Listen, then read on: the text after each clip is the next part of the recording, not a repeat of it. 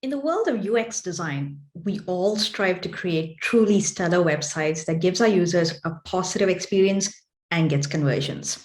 But in order to actually be effective, we need to be able to dig deeper than just the functional aspect or best practices of web design. We need to be able to understand and appreciate how our minds work and what motivates us to behave in a certain way. Because by understanding these types of motivations, we can understand what drives behavior and subsequently how we can use this to influence users to engage with a brand and get conversions. It is of paramount importance that this understanding of driving motivation is used in an ethical way.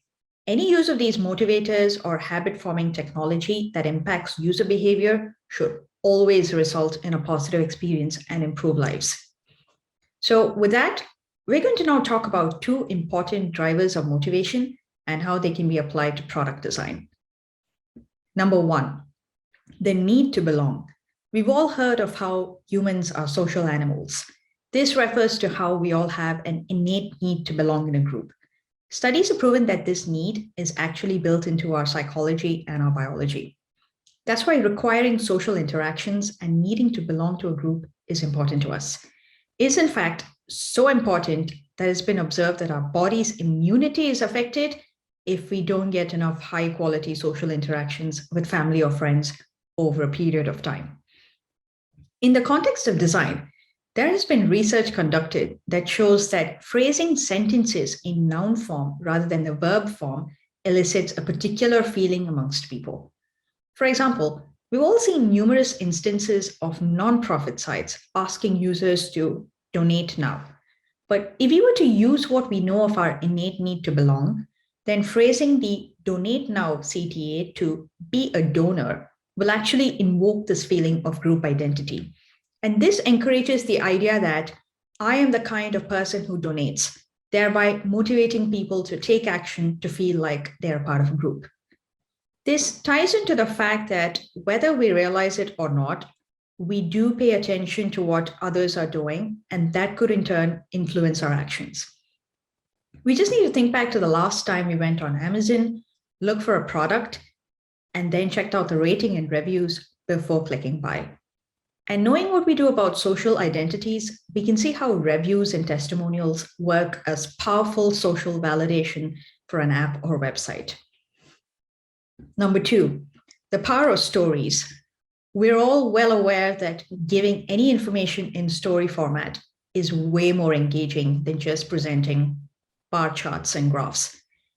In fact, it's said that about 65% of the conversations we have in a day is in story format, and we don't even realize it.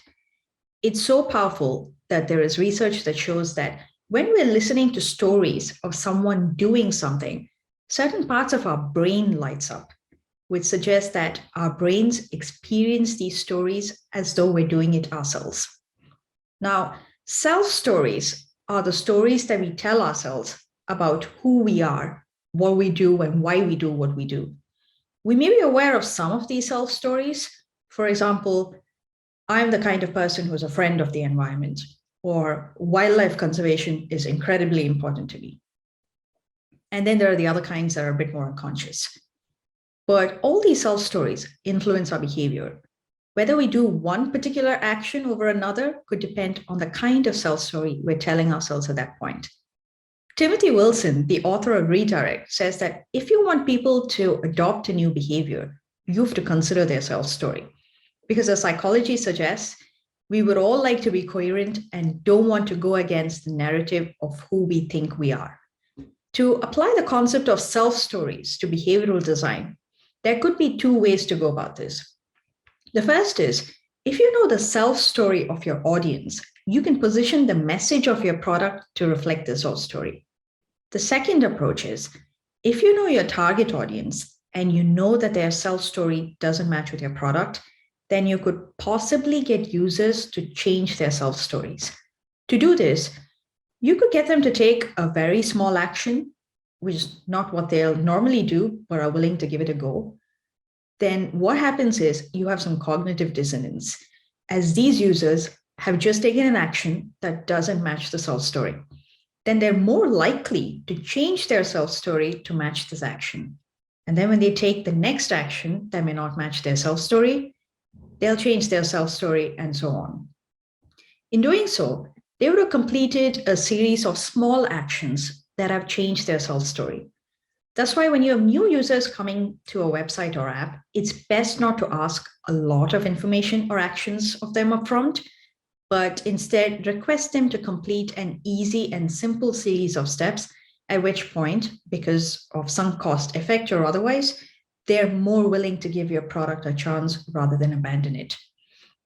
So there you go. These are two important drivers of motivation that can hopefully get you one step closer to designing an engaging product that lets your users achieve their goals and increase conversion.